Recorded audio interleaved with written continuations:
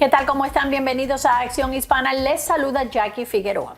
La semana pasada estuvo cargada de noticias de inmigración, para nada alentadoras. La administración Trump nuevamente asesta un duro golpe a través de una orden ejecutiva que restringe la entrada de nacionales de 20 países, entre ellos Cuba y Venezuela. De acuerdo al documento oficial, la decisión fue tomada luego de analizar un informe presentado al presidente Trump por el secretario de Estado Marco Rubio y otras entidades gubernamentales, motivados por el reciente ataque terrorista en Colorado. La orden ejecutiva especifica que Cuba fue incluida en la lista por ser un país patrocinador del terrorismo. Entre deportaciones, órdenes ejecutivas y amenazas de retiro de ciudadanía, se están viviendo tiempos muy difíciles en el país. Las nuevas regulaciones, que entraron en efecto el lunes 9 de junio a la medianoche, han dejado mucha confusión entre los inmigrantes afectados por la medida. ¿Qué va a suceder? Pues amanecerá y veremos. Así comenzamos.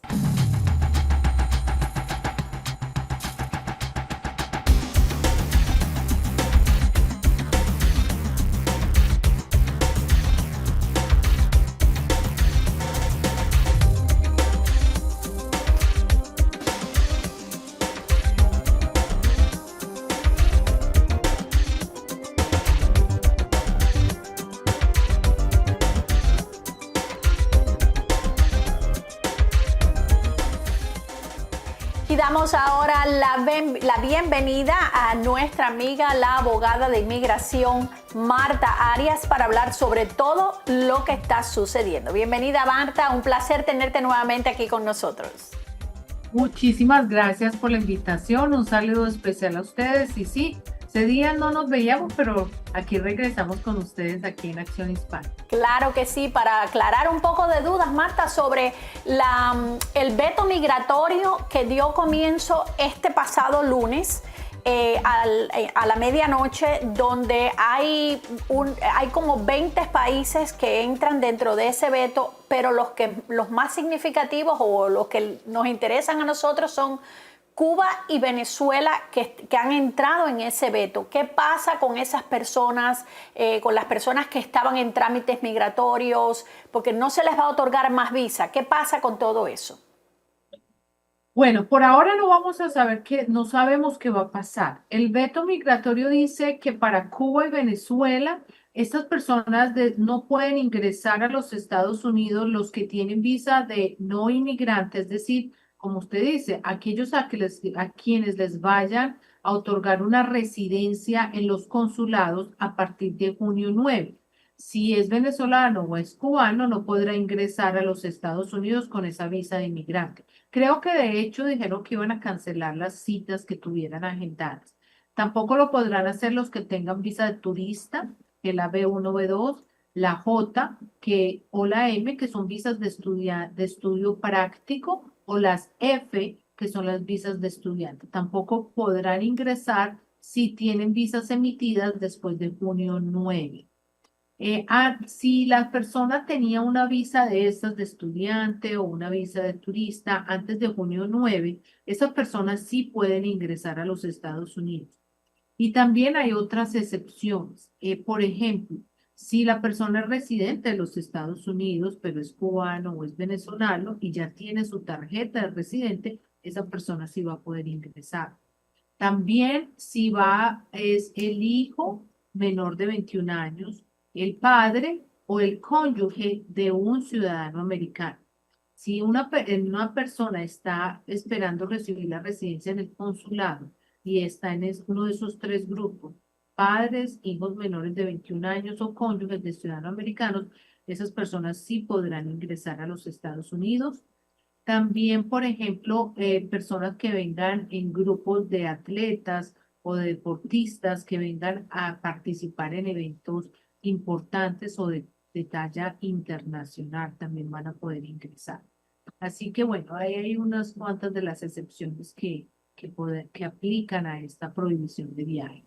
O sea, básicamente las personas que se ven o que se verán afectadas a partir de ahora son las que quisieron o tenían o en planes aplicar para algún tipo de visa después del 9 de junio, o sea, después del lunes. Pero el que tenía antes ya una visa, como me acabas de explicar, no hay esa persona no va a tener ningún tipo de problema para ingresar, para entrar y salir del país.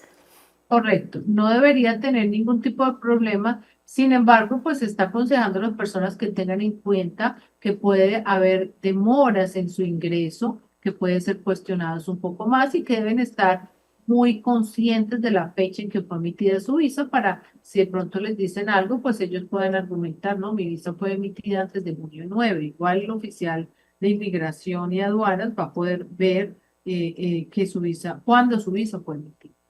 O sea, que no es que cuando lleguen aquí le van a decir, no, usted no puede entrar. Va a poder entrar, pero le van a hacer algún tipo de interrogatorio o pudiera que se le hiciera algún tipo de interrogatorio. Tienen que venir preparados para eso en el aeropuerto cuando llega a inmigración. Correcto. Ahora, las personas, este es otro caso y me toca de cerca porque tengo un familiar que está en este caso. Vive en España. Tiene doble ciudadanía, cubana y española, y tiene la visa estampada en el pasaporte español. Esas personas no tienen ningún tipo de problema a la hora de entrar aquí, tomando en cuenta que España no aparece en ninguna parte entre los países que tienen problemas. Es correcto, las personas que tengan doble nacionalidad y viajen con el pasaporte del país que no está dentro de la prohibición, también están exentos de esta prohibición, es decir, van a poder entrar. Pero algo importante, tienen que entrar con el pasaporte de ese país. Ahí me preocupa aquellas personas, por ejemplo, un venezolano que tenga la doble nacionalidad entre con el pasaporte español, pero tenga la visa en el venezolano. Ahí tendría que tratar de ir a poner su visa en el mismo pasaporte español. Entonces, el que no tiene la visa en el mismo pasaporte del otro país que no está dentro de la prohibición, debería tratar de ir y lograr que le pasen su visa al otro pasaporte. Marta, ¿y en todo esto qué queda o qué pasa con las peticiones de asilo a partir de ahora? Bueno, las peticiones de asilo de las personas que están dentro de los Estados Unidos se siguen tramitando, siguen en proceso. Las personas que tienen ese asilo con USCIS o con UCIS, ellos están programando citas. Incluso los que tenían esos asilos presentados antes, en el 2012, 13, por allá lejos, también les están citando. Por ejemplo, en Miami. Estamos viendo que ya están agendando citas de personas que presentaron el asilo en el 2014 y comienzos del 2015. Ya les están agendando su cita en la oficina de asilo. Las personas que están en proceso de corte, es decir, ante un juez de inmigración, también continúan las cortes agendando la cita final o el individual, que es la cita final de esas personas para aprobar su asilo. ¿Cuál es el inconveniente que estamos viendo? Aquí hay que tener mucho cuidado.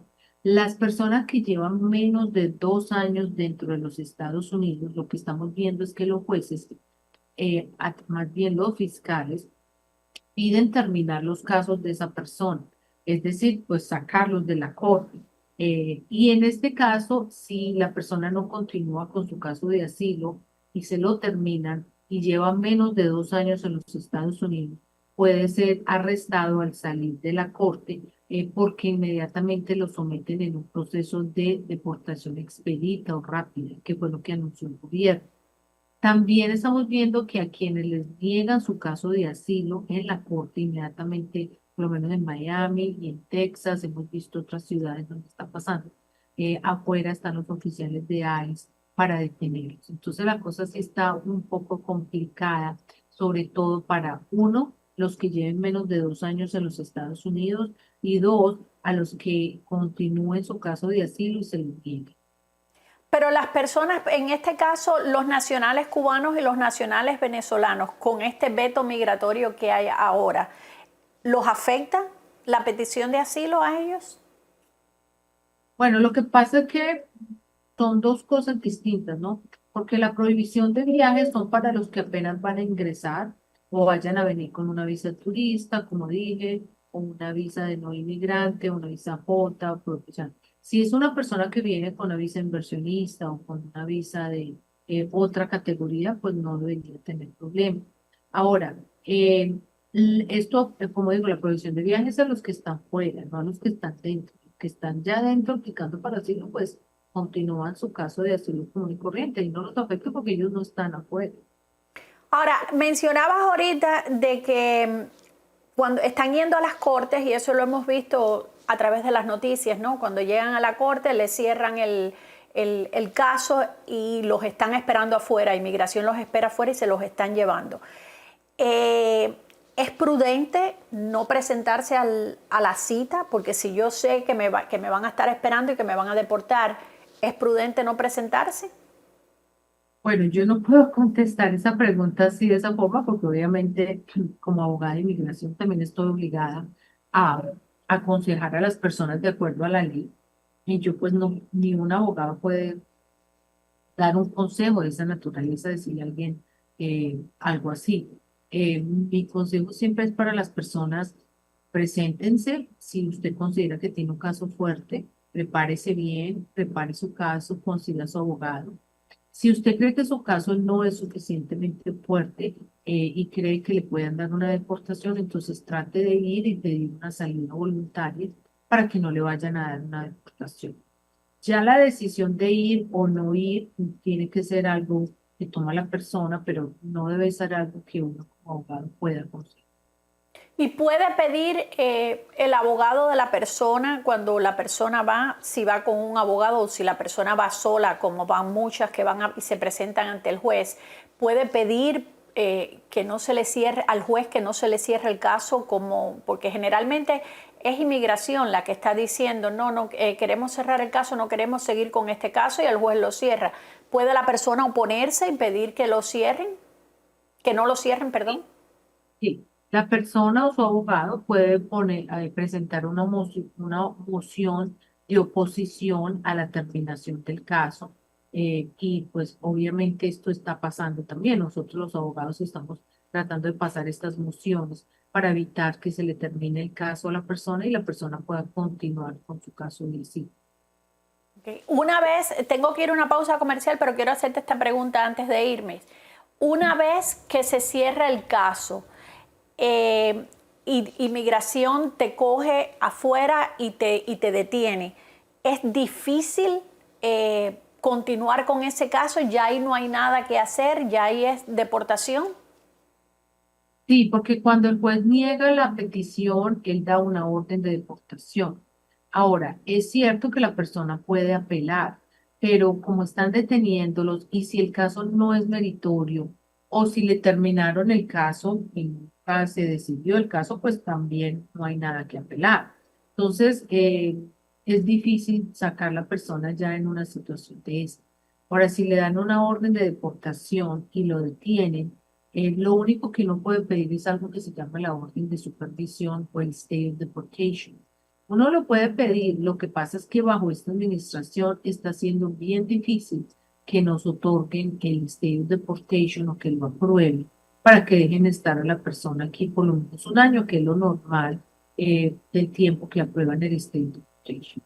Sí, claro, con esta administración está todo un poco más difícil, la emigración está un poco más difícil y como pensaba yo, ¿no? Una vez que te detienen ya no hay nada que hacer. Vamos a una pausa, Marta, y cuando regresemos continuamos conversando sobre inmigración, que hay mucha tela por donde cortar. Así, ¿no? Ya volvemos.